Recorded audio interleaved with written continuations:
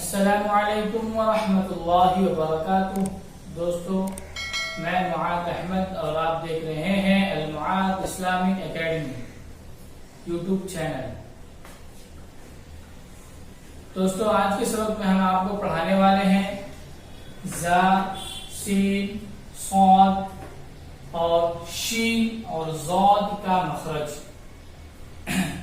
تو آئیے شروع کرتے ہیں۔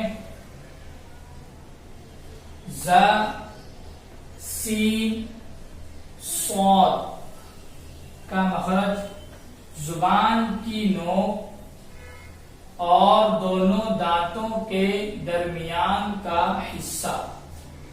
زبان کی نوک اور دونوں دانتوں کے درمیان کا حصہ۔ اب زبان کی نوک اور دونوں دانت، یہ اوپر اور نیچے دونوں دانتوں کے جو درمیان کا حصہ ہے،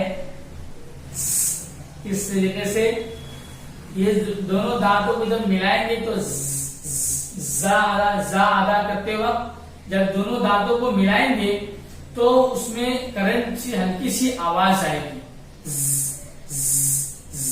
اس طریقے سے زا زا۔ سین کو ادا کریں گے تو اس میں ہلکی باریک سی سیٹی کی آواز آئے گی، سین۔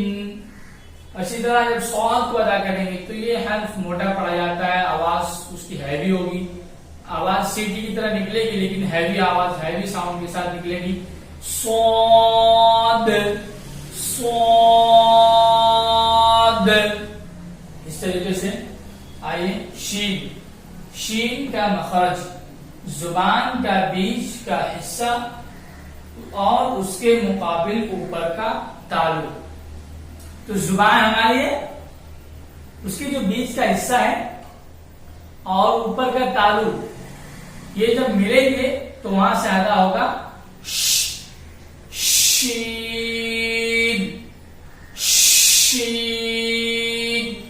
ٹھیک ہے، آپ دیکھیں ضاد۔ ٹھیک ہے، ضاد کا مخرج ہے زبان کی کروٹ بائیں کنارے کو اوپر کے داڑھوں سے لگا کر ضاد ادا ہوتا ہے۔ زبان کی کروٹ بائیں کنارے کو اوپر کے داڑھوں سے لگا کر ضاد ادا ہوتا ہے، یعنی جو ہماری زبان ہے اس کے جو بائیں کنارے ہیں، یہ حصہ اوپر کی جو داڑھ ہے یہاں لگائیں گے اور دھیان رکھیں کہ جو زبان کی نوک ہے وہ آگے کہیں ٹچ نہ ہونے پائے۔ اس کے بعد اس کی جو کروٹ ہے، پیچھے کا حصہ زبان کی نوک کا تھوڑا پیچھے کا حصہ، اس کو ہلکا کروٹ دینا ہے، واد واد۔ اس طریقے سے پکڑ کے نکالنا ہے، اور آپ داہنی طرف سے بھی اس کو نکال سکتے ہیں، ٹھیک ہے، لیکن بائیں طرف سے اچھے سے ادا ہوتا ہے، واد واد، اس طریقے سے۔ تو اس سے پہلے میں بتا چکا ہوں کہ اگر کسی حرف کا مخرج معلوم کرنا ہو تو آپ کس طرح سے معلوم کریں گے۔ آج کے لیے اتنا ہی دوستوں، اور آپ اس کی خوب اچھی طریقے سے مشق کرتے رہیے، اور جو سبق گزشتہ ویڈیو میں دیا گیا ہے اس کی بھی خوب اچھے سے مشق کریے تاکہ ہر حرف آپ کو اچھے سے نکالنے کی پریکٹس ہو جائے۔ اگر ویڈیو اچھا لگا ہو تو لائک کریں، اور نئے ہیں تو سبسکرائب کریں۔ ملتے ہیں اگلے ویڈیو میں۔ اللہ حافظ۔ السلام علیکم ورحمۃ اللہ وبرکاتہ۔